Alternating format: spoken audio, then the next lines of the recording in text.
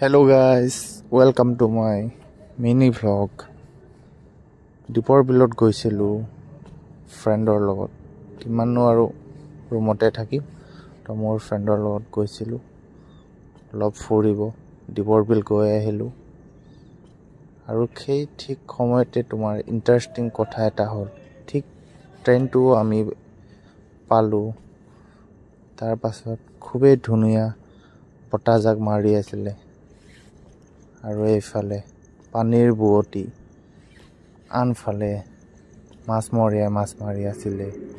অলপ বহি time spend কৰিলো আৰু খুবেই এক মনোমোহা দৃশ্য সময় পালে এপাক যাব আপোনালোকেও কি সুন্দৰ এটা পৰিৱেশ তাতে গৈ বঢ়িয়া লাগি গ'ল আৰু লাষ্টত ফ্ৰেণ্ডৰ লগত ৰুমলৈ বুলি উভতিলো